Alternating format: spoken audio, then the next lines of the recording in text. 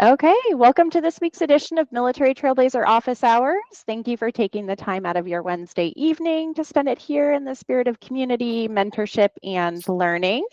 I'm your host today, Geraldine Hall. I'm also being helped by the amazing Dave. He will be helping answer some questions throughout today and making sure that I get to those questions. I'm a customer success manager at Salesforce and a military trailblazer. Each week we invite a co-host or co-hosts to take part in the conversation so that we can leverage their experience, expertise, and unique perspectives. The focus for tonight's session is turning your military years into a tech career with Merivis. So if you are interested in building connections within the community, accessing Salesforce upskilling resources, and or volunteering as a mentor or coach, this is the session for you. Stop sharing our wonderful biweekly calendar of events. So it is my pleasure to welcome and briefly introduce our co-host for tonight's session, Kate Stoker. Kate is the executive director and co-founder at Merivis. She has been a leader with this innovative and trailblazing nonprofit program for the last 9 years. She is also extensively involved in numerous events, programs, and campaigns in Austin, Texas, where she leverages her leadership, capabilities, and passion for creating positive impact in her community. It is so great, Kate, to have you co-hosting Office Hours with me. Welcome. Yeah, thank you. Thank you guys for having me. Would you like to take a moment to introduce yourself and further share your Sure. Salesforce story?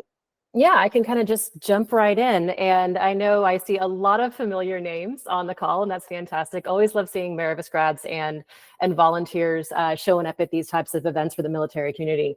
So my name is Kate Stoker, co-founder and executive director of Merivis. I have been involved in this organization since it started in 2015.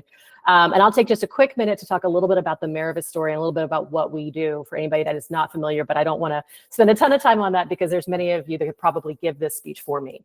So Merivis started back in 2015, really as a passion project. So my ex-husband, Hector Perez, who's an Air Force veteran, and our third co-founder, Joe Castro, both worked in the sort of Salesforce ecosystem in leadership roles.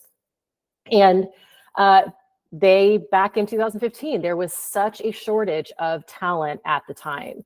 And Hector had recently gotten re-engaged with a lot of the military community around Austin, down in San Antonio, and then up in Fort Hood, which is now Fort Cavazos, and was just like, there's a lot of talent here. Like there's people that are unemployed, underemployed, doing jobs that, they're probably incredibly overqualified for.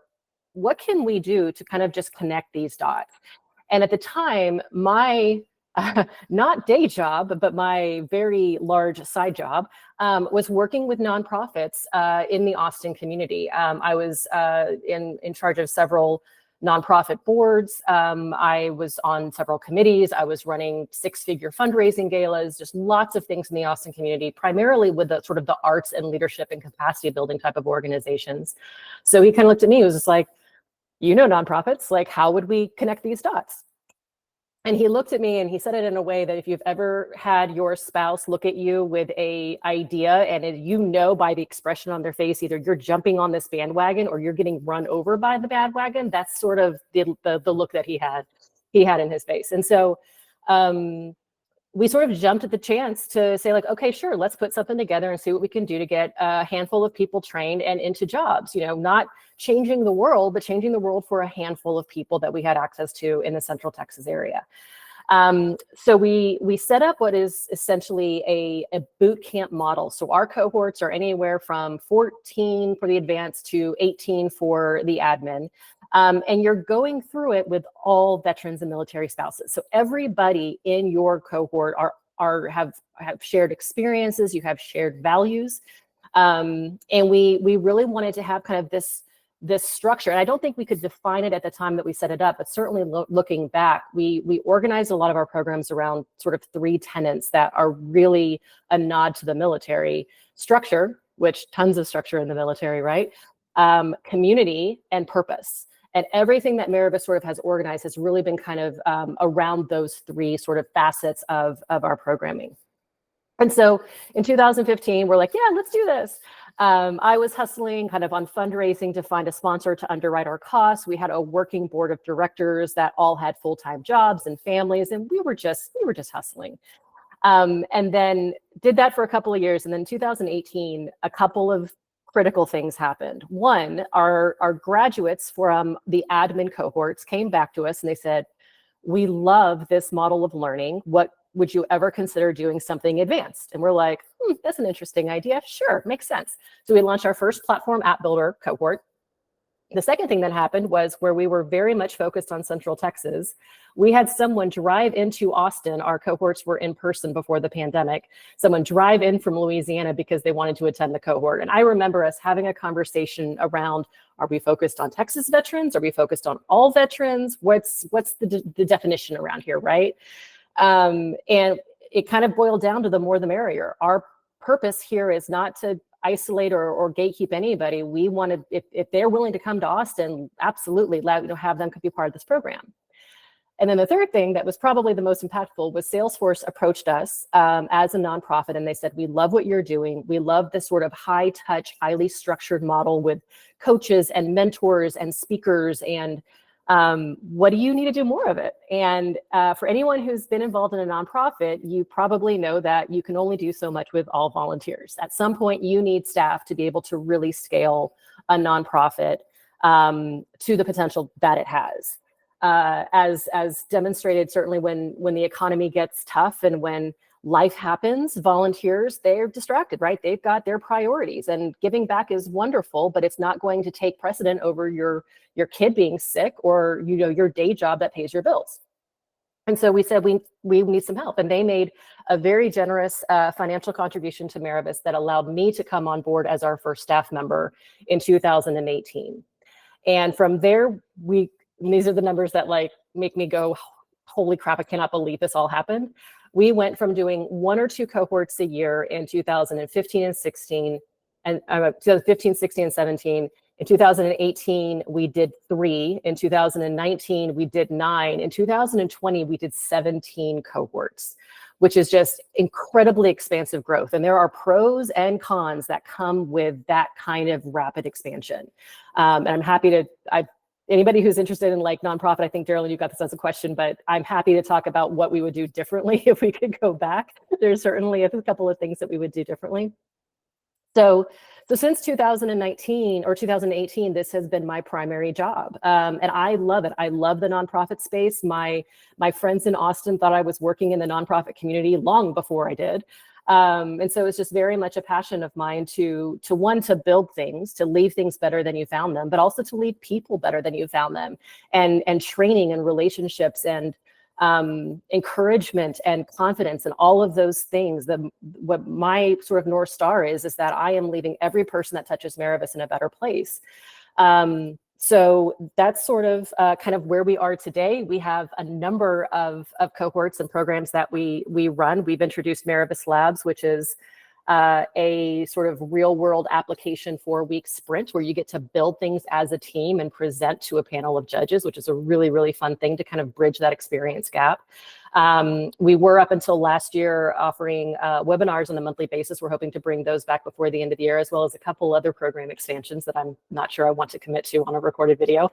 But this program is the love of my life. I've met some incredible people through it. I've developed friends through it. So yeah, that's kind of where we are today. In terms of my personal career and sort of how that dovetails in, I have always been very, very excited about potential. That's sort of like one of my, like if I'm going to put Kate on a bumper sticker, I would say a passion for potential. I like seeing things realized. And when I graduated college from UT, hook 'em, folks. Anybody else in Austin or Texas at all? None?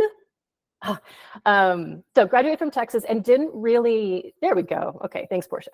Didn't really know what I wanted to do in my life because life is kind of overwhelming sometimes. And I started at a sales role at a little technology company that's up in Round Rock. Maybe you've heard of it, called Dell.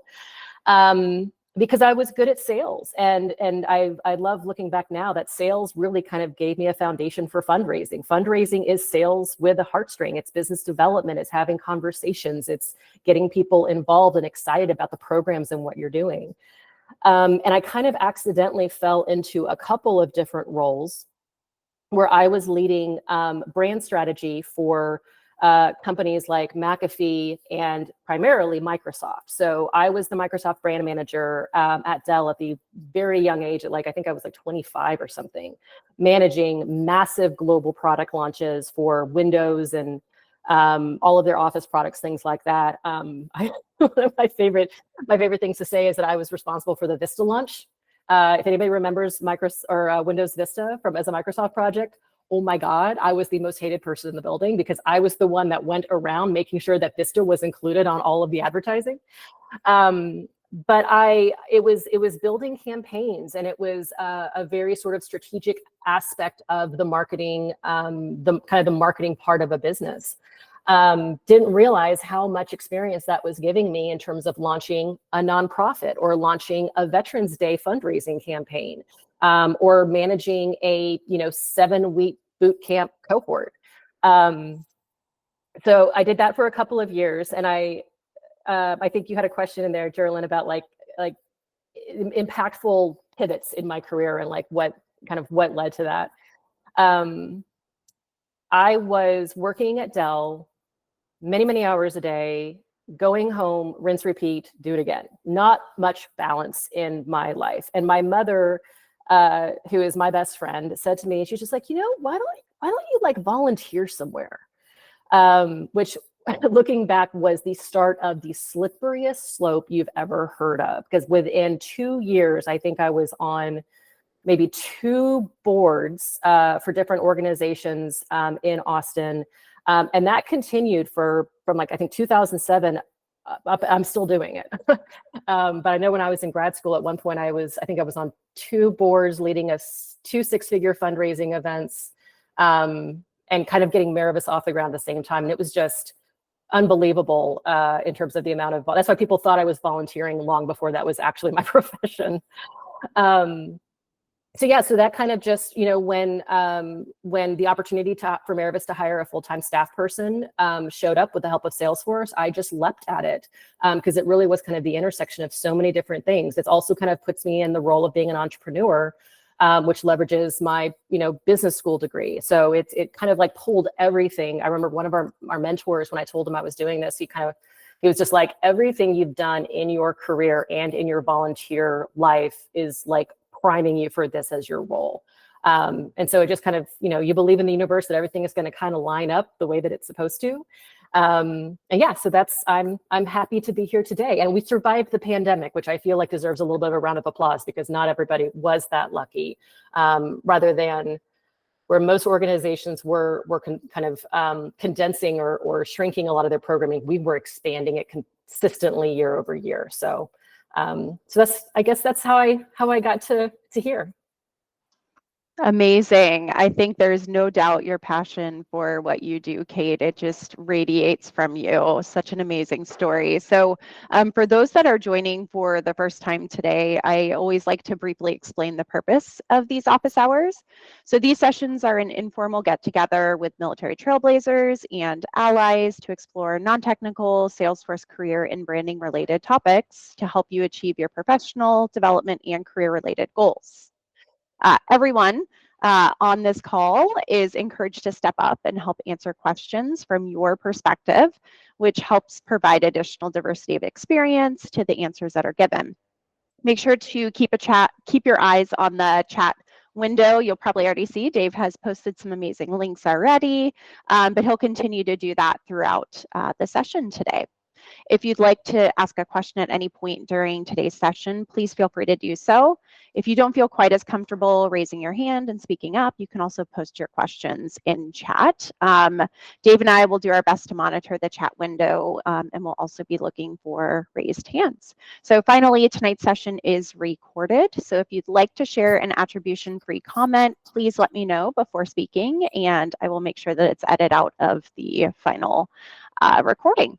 So Kate, you went a little bit into your personal career journey and the start of Merivis. So one of the questions I would love to ask you is, just with your experience in the nonprofit sector, what advice would you give someone that's aspiring to start a nonprofit themselves?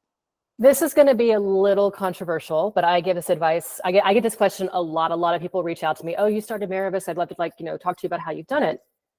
And it's kind of twofold. One, I absolutely love seeing people passionate about changing the world, period.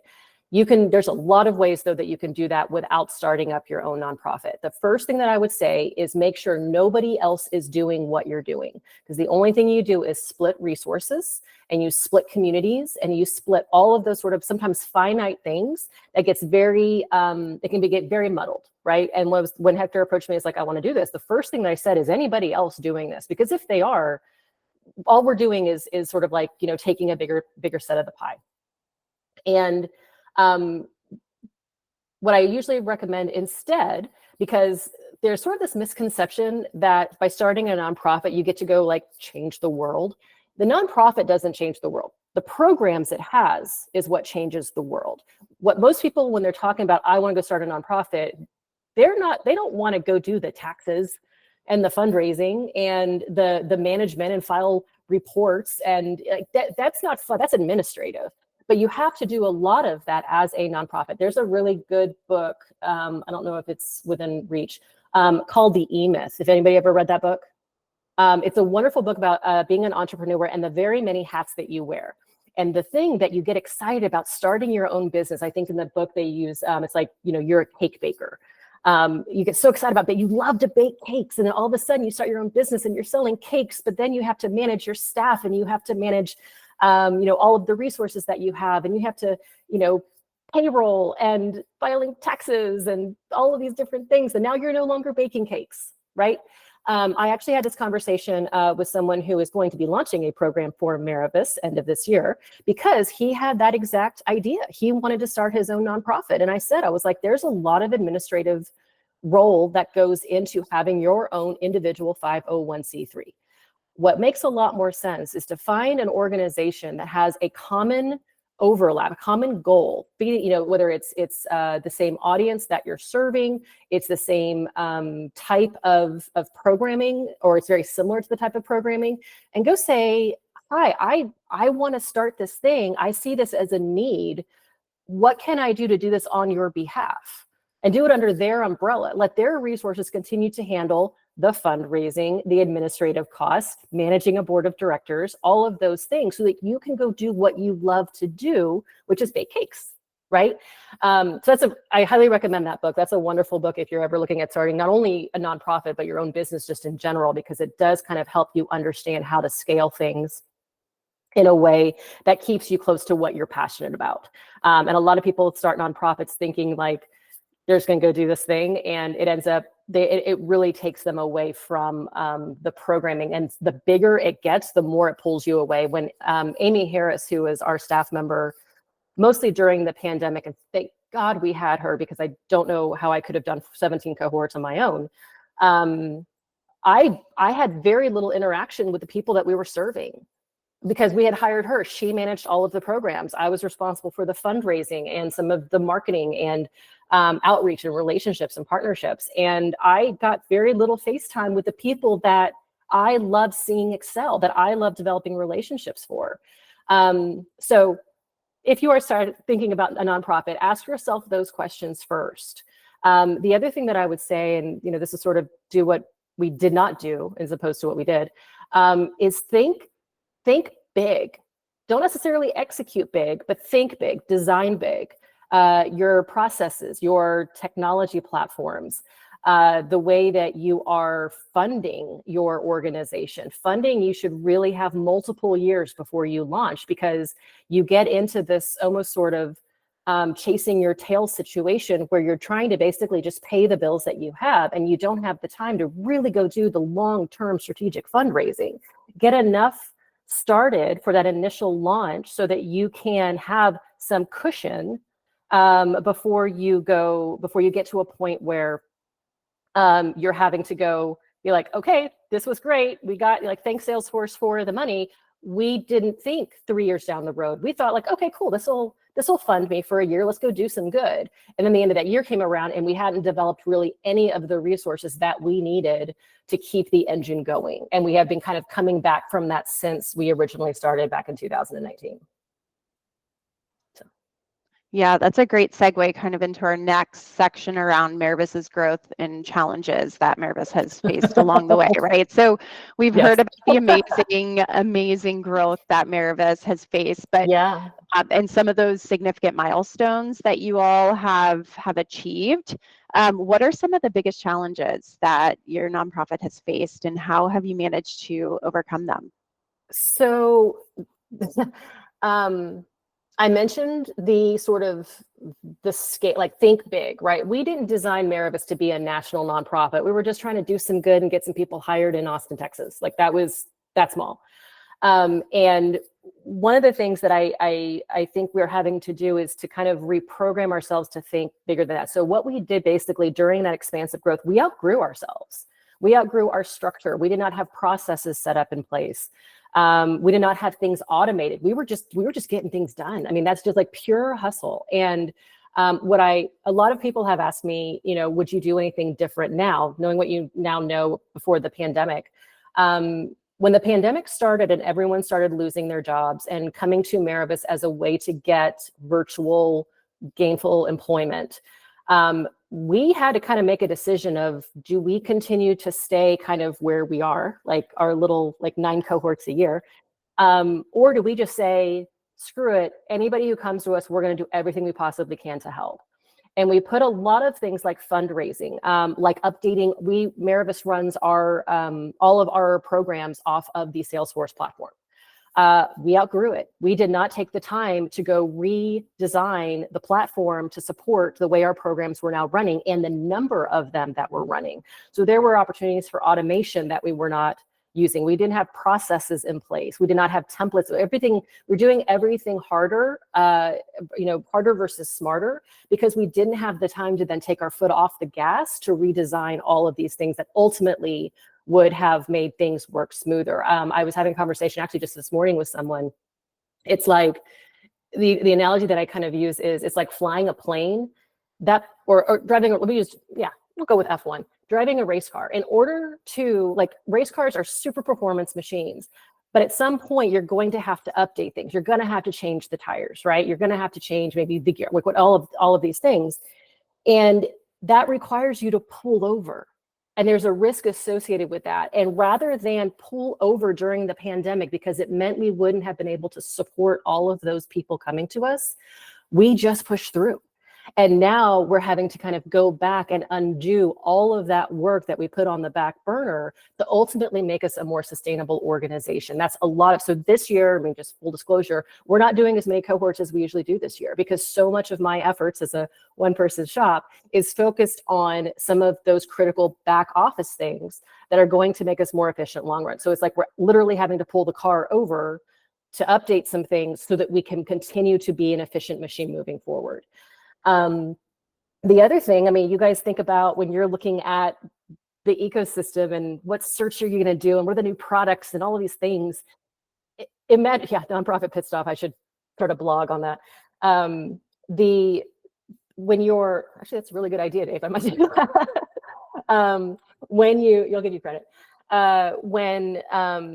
Think about when you guys are trying to keep up with the platform and what certifications are going to be really in need next year.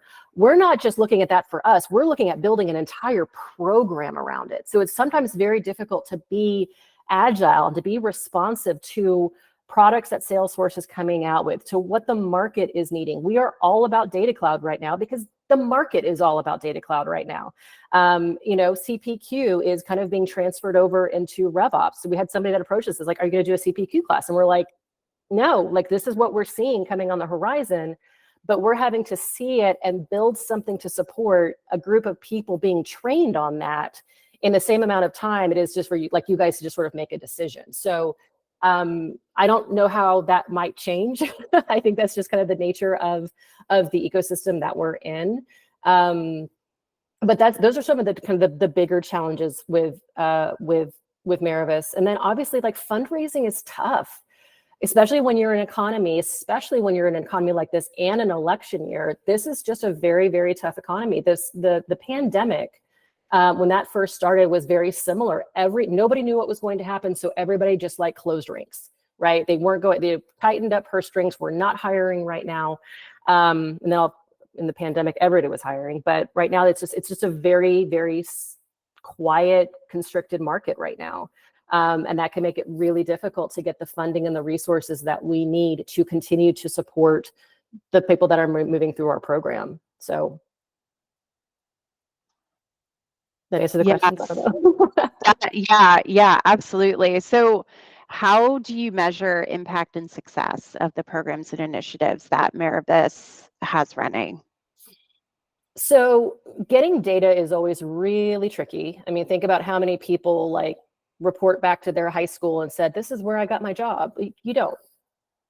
So getting data is really tricky. So a lot of what we look at is the number of hires. We look at the certifications, but sometimes again, that's very difficult. So there's a certain point where we can have access to what success looks like and what how many people finished a cohort, how many people were engaged in a cohort, how quickly did they get their certification. But once they leave the cohort, it's really upon them to tell us some of these things. Did they get that job? Did they get that certification? So we try to look for other ways to consider, are we doing something good? That is alumni stories. When we hear an alumni story that says, hey, I went through the Merivis program and it changed the trajectory of my life and my kid's life, that's a win.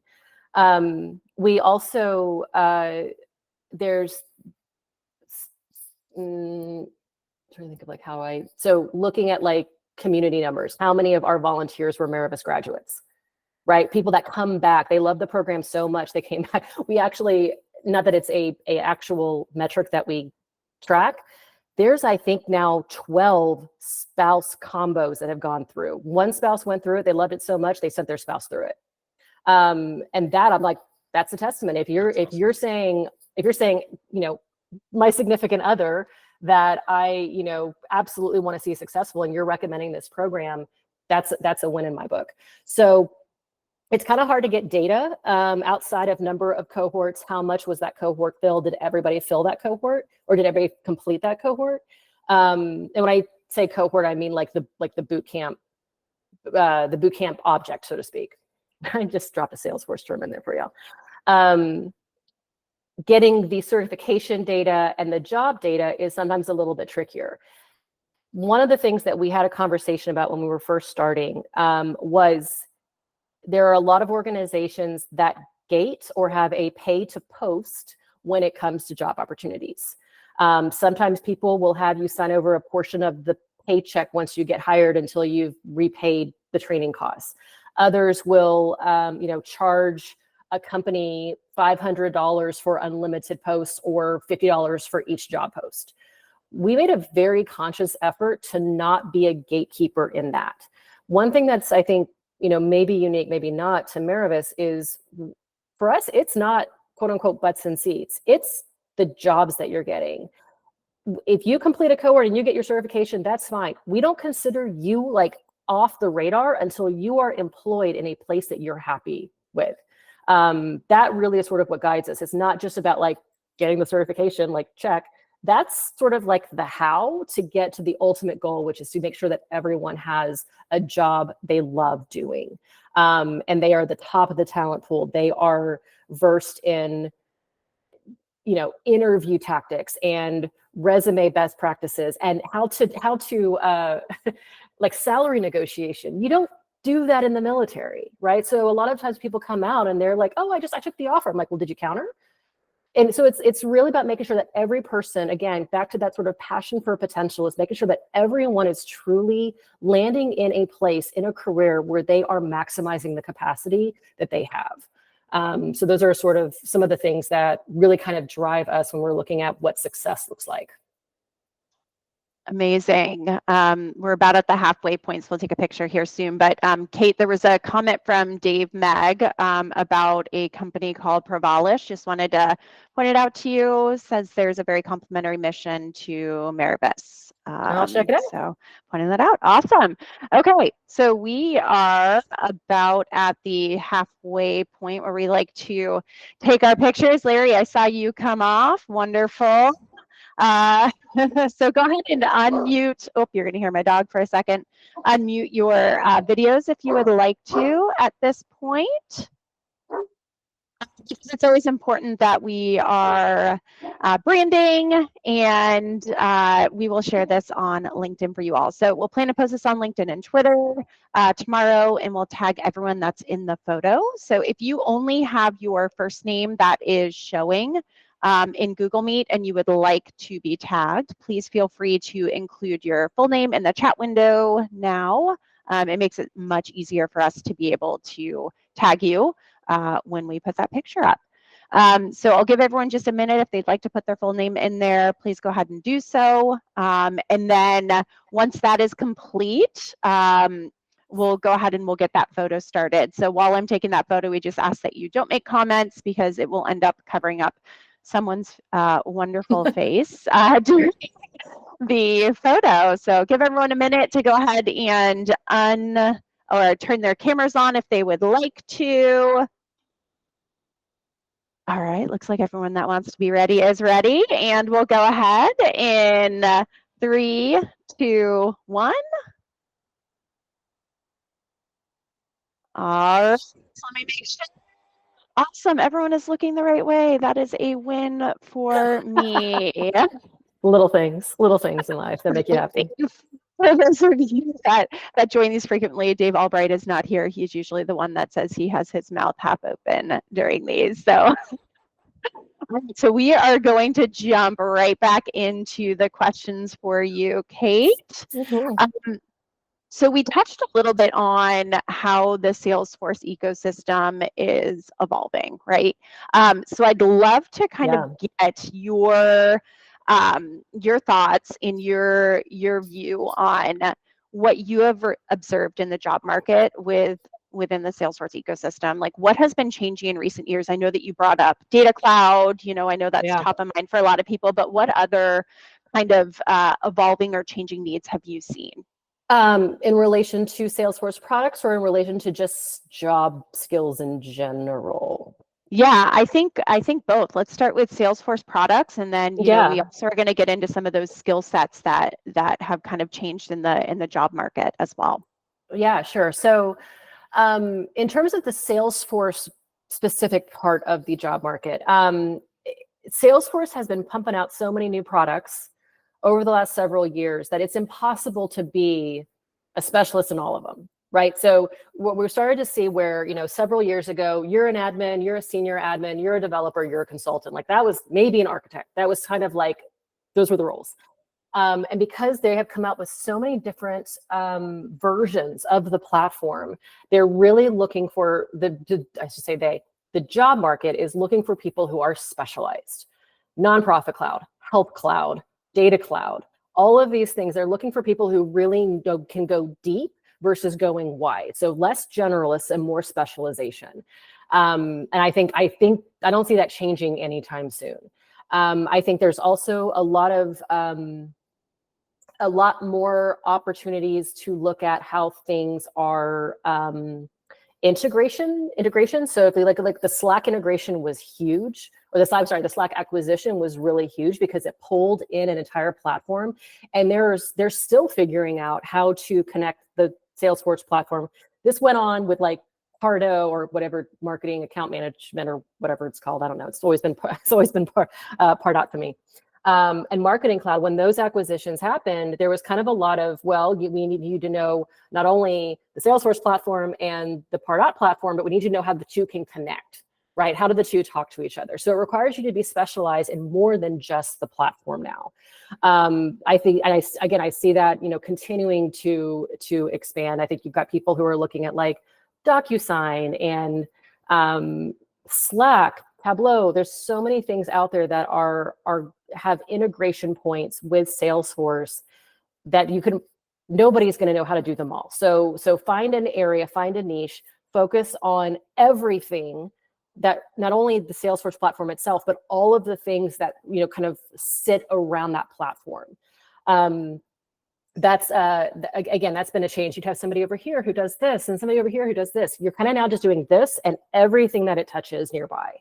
So that's, I think, probably the big thing from the Salesforce point of view. I think there's also a lot more focus now than there used to be on user experience design. I think the user experience certification is, I think, I have not taken it yet, but I think that's probably a somewhat undervalued certification, because I mean, all you're doing is learning how to make users want to use Salesforce more, right? How do you make them? I mean, that's like a certification in user adoption. So I think that's something that I think, because this platform has gotten so much bigger and so much more capabilities, it's almost overwhelming to the users. And if you can solve that problem for an IT team, that's incredibly valuable. Outside of the Salesforce ecosystem, I think obviously AI is going to be huge.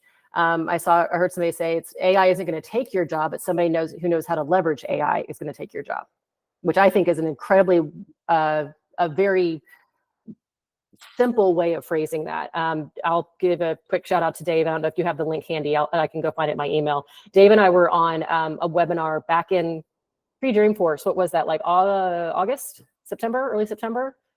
Yeah, something like that. Whenever that was, on how the rise of AI was going to change the landscape of jobs.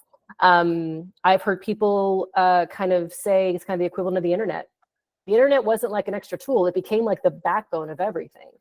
And I see AI becoming kind of similar to that.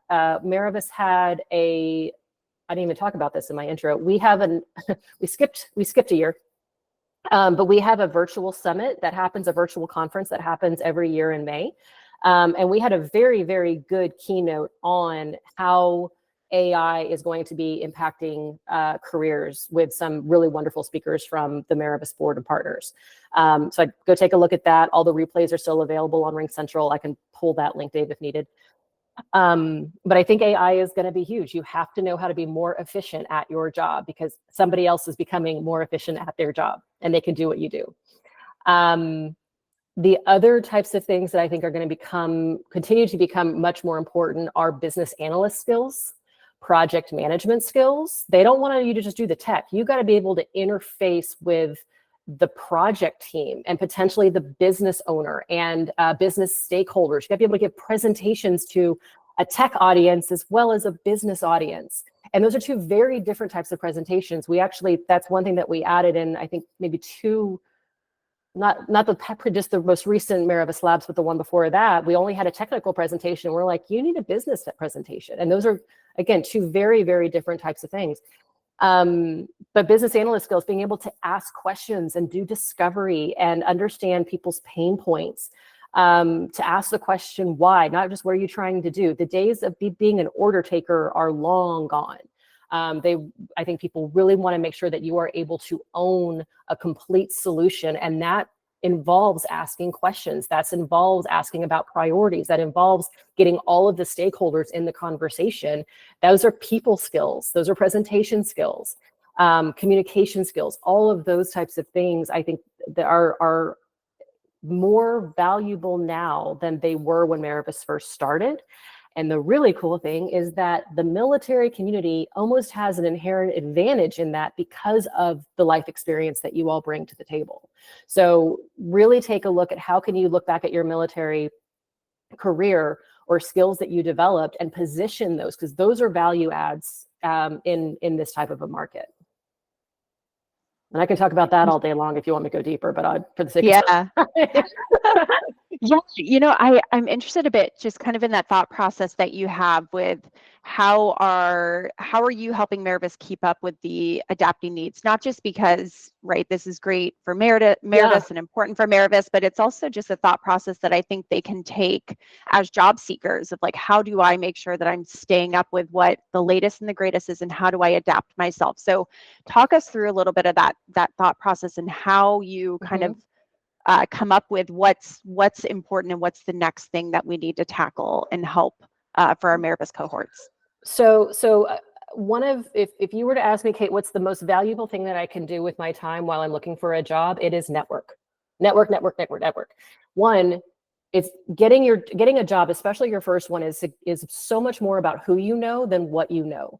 Having a warm introduction to the hiring manager can make or break you getting that role. So that is people are like, oh, well, I went online and I applied. No, go leverage LinkedIn, go find out who in your community do you know that works there. Leverage the Slack channel for military Trailblazers, leverage the Slack channel for Merivis, and say, hey, I'm trying to get connected to this company because I saw a job posting.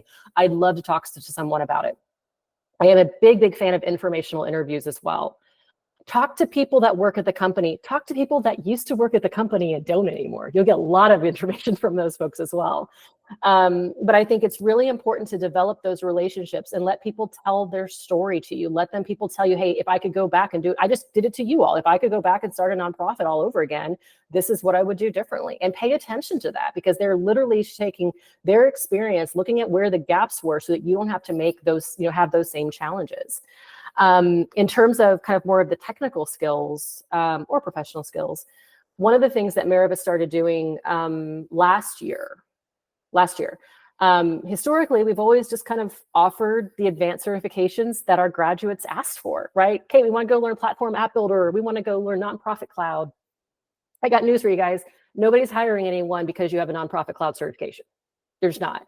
The valuable certifications is what we're offering. So like right now we're doing Data Cloud. In a couple of months, we're doing Omni Studio, because that's what our partners are telling us is valuable for their hires. That's going to elevate you to the top of a talent of a pool of resumes, because that's something that makes you unique, and it's something that they find valuable. And there's something that they all find valuable, not just one little niche of the organization.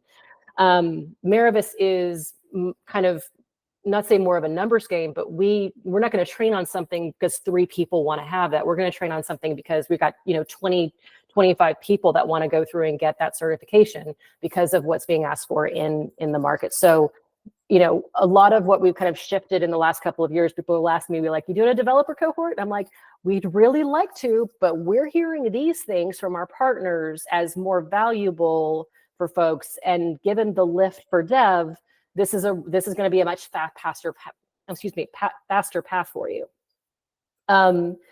So those are some of the things that like we look at and we try to put in place as quickly as we possibly can. I think anything that gets you real world experience, whether that's you building your own org to track your recipes or coffee blends or your job search or whatever it is that you're passionate about, build something that you can showcase in an interview using the products that you are certified for. Because that's the important thing. You can go build a simple admin, but if you're applying for something that requires, advanced skills, you want to be able to showcase something that is up to that level. And if you don't want to do it for yourselves, go find someone like Merivis, go find a nonprofit and say, hey, this is something that I kind of want to dig into. Do you all have any need for me to build this kind of an automation or this kind of a workflow? We may say no, because contrary to popular belief, volunteers actually do use staff resources, because we have to manage volunteers and we have to give you access and discovery and answer questions and a lot of those types of things. But you never know, if it's something that's going to save me many, many hours every week, I may be like, yeah, sure. Yes. Go build that, build it. And then, we'll have some of our technical leads review it. And then you could build something for Merivis. I mean, that's a very easy thing to do. And then obviously like programs like Merivis Labs, where you're getting to get some hands-on training, work in teams, practice using agile methodology, practice using, kind of discovery type questions with the client, building presentations, sometimes very complex presentations. Again, the more you have to show the more things you have to show kind of the skill sets that you bring to the table, the easier it's going to be to have those conversations. We launched Merivis Labs because we were in a state, I guess this was like maybe early into the I think it was like maybe the first year of the pandemic, that people were having trouble getting those first jobs because they asked what kind of experience you had. And how do you get your experience if you don't have your first job? Right. So we literally built that program to, fill that gap, because that's what we were hearing in terms of feedback from our partners and from our graduates. Is this a question? Yeah, absolutely. Absolutely answers the question. So we're going to shift a little bit. We kind of touched on it just a tad, but the job search mindset, right? Many members of our military Ooh, trailblazer office hours community, they are either transitioning tough. from the military or looking at a career Yep. pivot into the tech field. So it takes a lot of work and planning to be able to do that. So what are some of the key qualities and attitudes that Yeah. job seekers should adopt in today's competitive job market? I think job seekers have to have the highest amount of mental toughness of any other civilian I've ever seen. Just full stop. And I think digging into mental toughness for whatever, even if you're not a job seeker, if you're just like, hey, I don't really feel like I'm motivated, or I don't feel like, I'm really owning or having agency in my career. Go read. Harvard Business School has a book on mental toughness. I mean, I think, David Goggins' Can't Hurt Me is sitting on my shelf right now.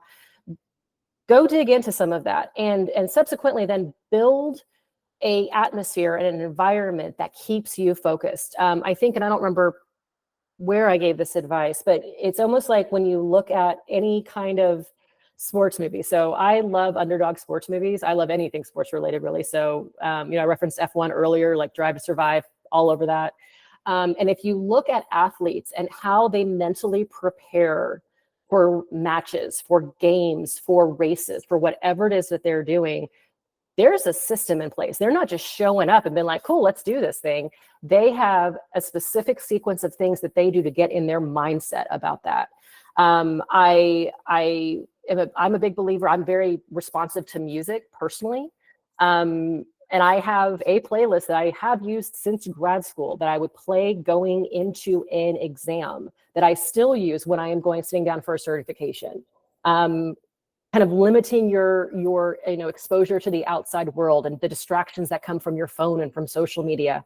Comparison is the thief of joy. If you know me, I have a bumper sticker for like everything, like a bumper sticker quote for everything. But really stay focused on what your journey is and what success looks like from you. Also keep a brag sheet. This is another thing that I think is a very underutilized tool. Go back through your military years, your career path, whatever those are, and come up with like, I felt really great when I did these things. Or I was, highlighted in, Merivis did a blog post and I was highlighted. Whatever those are, it's like a little visual resume, right? It's like a little, visual sort of like pep talk. There's been times when I have been in such a state that I have made that and turned it into a visual screensaver on the back. Like I turned it into the background on my laptop so that I would see it every single day. I'm also, not to get all woo-woo on some of you guys, I'm a big believer in vision boards too. I just think it helps you stay focused on what you're focused on. So whatever those are, whether it is having, a mountain cabin in the woods, which sounds really fantastic, or it's being the CEO of a, $1 million company, go design that and make it visual, make it something that you can relate to, and then keep it in front of you every single day with, affirmations or funny quotes or things that make you feel inspired. You have to actively, I don't think society by default puts us in that strong mindset. And it's so easy when you are job searching to get so defeated and to get so frustrated that you have to actively counteract that. And have a group of friends that you reach out to say, hey, I got another rejection. Like, can I vent for a second? And have them coach you, have them give you that pep talk that you need to hear. Nobody's going to do that for you. I think I might be jumping ahead, Joan, because I think this is one of the, piece of advice for the attendees. Nobody is going to drive your career forward but you. No one is going to hold your hand and say, hey, I mapped a path out and we're going to go and here's what you do. You have to take every single step. Some of them might be easy. Some of them you might absolutely have to fight tooth and nail for. But it is entirely up to you whether you move forward or not. And so kind of going into the job search with saying, okay, this is my strategy. This is how I'm going to keep myself in the right mindset. Put that aside. So that's step one, get in the right mindset. I talked earlier about networking. You should, especially if you don't have a full-time job right now because you're actively looking, you should be having a couple of informational one-on-ones. I'd say go for one a day. maybe more if you have that kind of time. All you're doing is building out your network, developing a relationship, and learning from somebody's experience. There's no wasted time in that. And that, again, can lead to those types of opportunities. And then I would focus in on those skills that I mentioned earlier: project management, business analyst. Like, go get some certifications, go do some super badges, go do some on-site or some volunteer projects, or join Merivis Labs or whatever it is, to kind of keep those skills sharp. Anybody who's been in this environment know that you forget the things you don't use. So go double down and keep all of those skills fresh, so that when you do get into an interview, you can absolutely be like, yep, this is one thing that I've done. This is one thing that I've seen. This is one thing that I've learned. Don't be afraid to say you don't know, but you know how to find it out. I think curiosity is another skill that's wildly needed right now. You can't be afraid to break things. You can't be afraid to fail. You have to be able to go in, play around in your Salesforce org, see if something works. And if it does, great. And if it doesn't, you start over. And that's okay. I think there's a kind of this, I don't want to do something until I'm 100% ready. And that attitude can almost work against you. So learn something. Where do you go for answers? Building up your network. I mean, one of the reasons that we do Data Cloud, if you're not familiar with Merivis cohorts, admin, you're given a one-on-one coach, and then you're in a squad of 3 or 4 people with a recent Merivis grad. So you've got a technical coach that has a wild network and connections at lots and lots of companies, but they haven't interviewed in a while for their first job. So we also have squads to really kind of help you through that transition process. Now, flipping over to the other side of the spectrum where we have advanced cohorts, somebody asked me, why don't we have coaches assigned one-on-one? And I said, because getting experience in Data Cloud is not just about the cert, it's about developing relationships with subject matter experts that you can rely on if you get stuck on something. So we want you to meet all 7 coaches, not just one of them that you're particularly assigned to. So again, that goes back to sort of the networking and building those relationships and then maintaining the relationships. That's a great reason to start up your Salesforce org. Just manage the contacts that you meet and what you can do for them and what they're connected to. Yeah, that was a lot.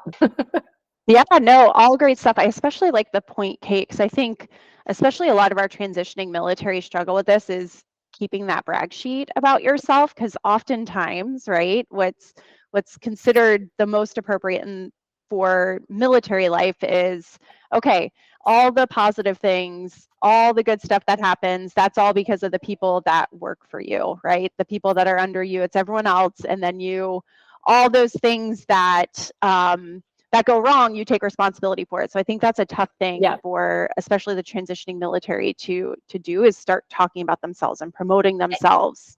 And there's definitely a difference that we see in terms of mindset where and I just held this up, and I'm guessing Dave's pulling it right now. This is an incredible book. We had him speak at our virtual conference in 2021, I think is when he spoke. He did a session. He's got this book out, and then he's got a second book out. But really, really wonderful kind of how-to guide. There's also a book. These are all in the other room, and that's why I don't know if, oh, yes, I do have it. This guy has actually been a mentor of mine, and he is, so for context of this, I know networking can sound really icky, right? Especially if you're an introvert. I'm an introvert, and you're like, I don't want to go do the used car salesman exchange, the business cards, never hear from him ever again. Steve Harper, who has been a mentor of mine since probably like 2005 or 6, he wrote this book, and this is so much more focused on building relationships than it is networking, quote unquote. So it's really about building authentic relationships. You can see all my little post-it notes here. And one of the things that he does that I love, every time I meet with him, he closes the conversation with, what can I be doing for you? Every single time. And that question is so powerful. One, I might say no, but the fact that he is willing to support me, and if I need something, I know I can go to him. But it also, if you do something for other people, Kate, what can I be doing to you? Oh my gosh, would you please highlight the recording of, this, office hours conversation? I'm going to remember that. You're going to stick out to me. So when you're building those relationships, the more you can give, and this is, I think, so important for servant leadership, and that's very much aligns with the values of the military community. is kind of continuing to give back and pay, give back, pay it forward, however you want to think of it. But highlighting your skills and highlighting your wins and highlighting your experience can feel incredibly, call it peacocking, I think, has anybody ever heard that term? And it can really put people off.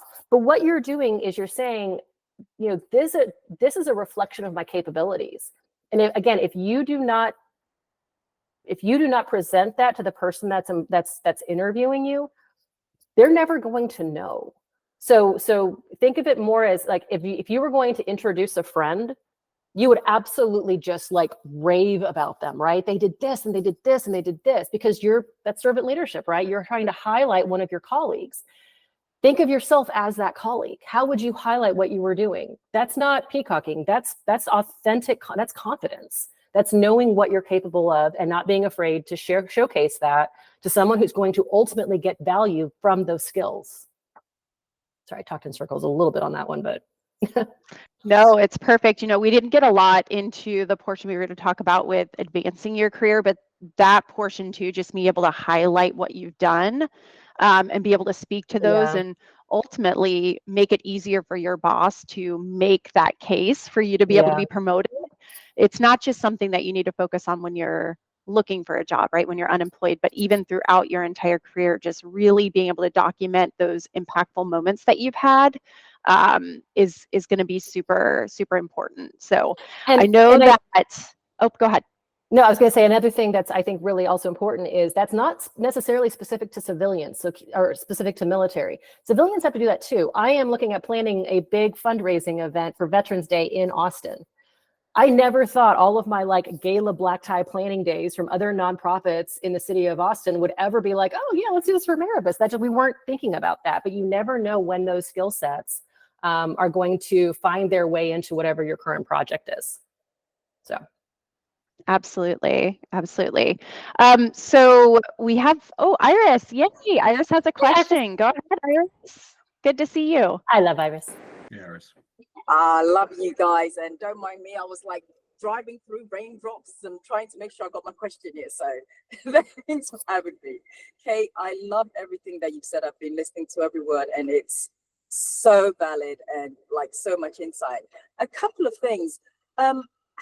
As there's so much difficulty getting that new role as a new person in the ecosystem, have you been approached by any companies to do like a training cohort or something for a specific company or role?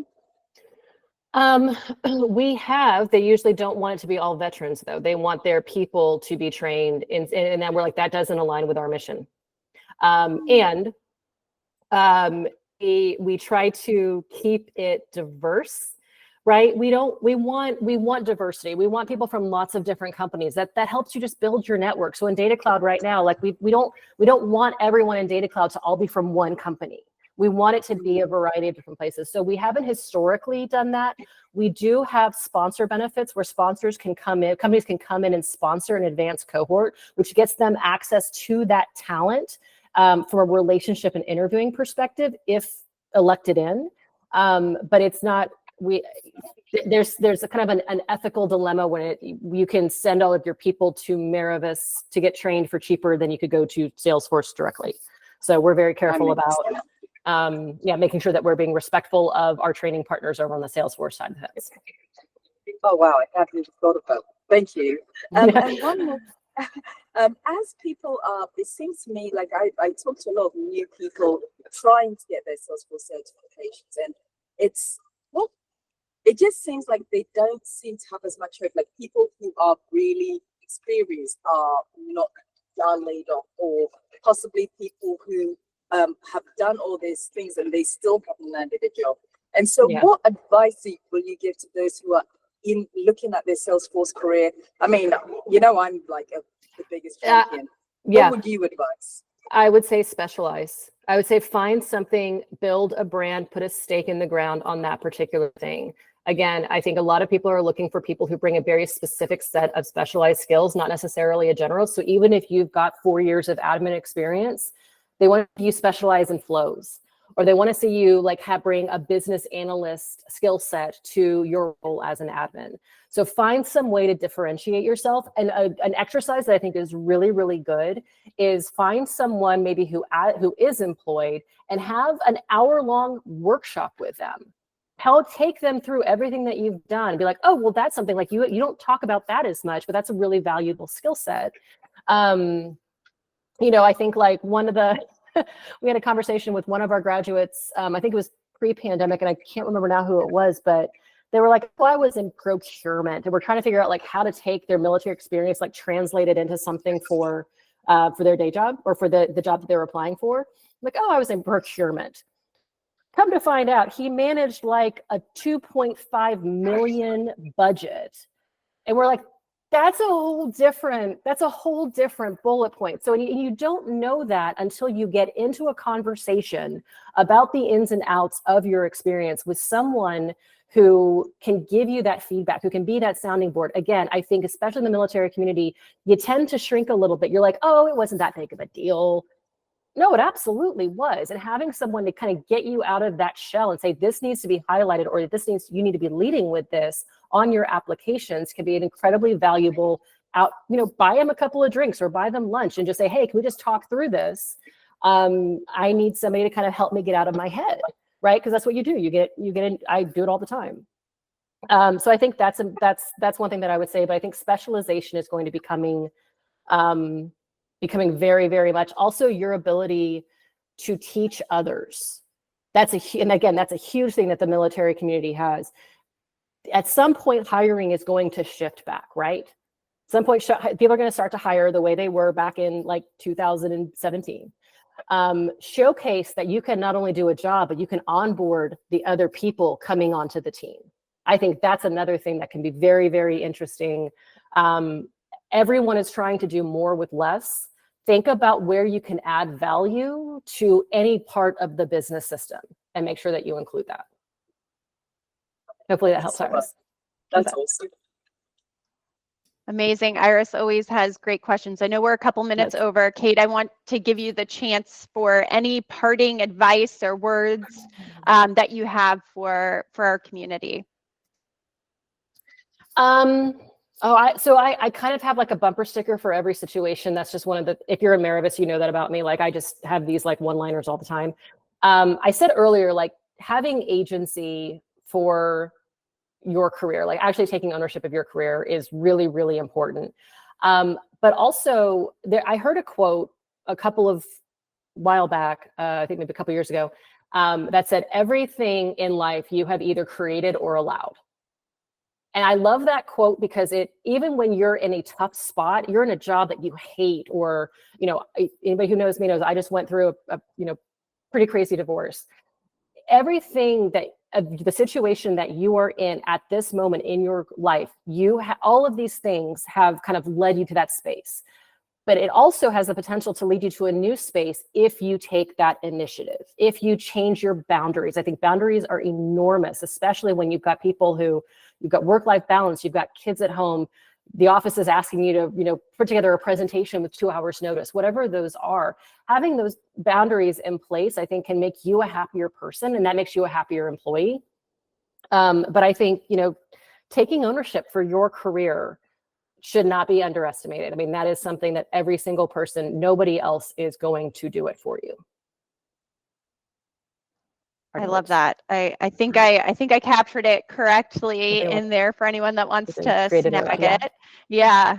But before we close out for this evening, I'd like to thank you, Kate, for co-hosting tonight's session with me. It has been amazing and awesome having you here and getting your perspective on the topics we discussed today. And thanks, everybody. I love seeing so many people from Merivis be here to support me and to share your story and all of those sorts of things. So, yeah, and a true testament to the impact that your nonprofit is making, Kate. So with that, thank you all so much for attending. I hope that we get to see you all at our next session, and have a great rest of your Wednesday evening. Be safe, awesome. everybody. Thanks, guys. Thanks so much for joining. Thank you.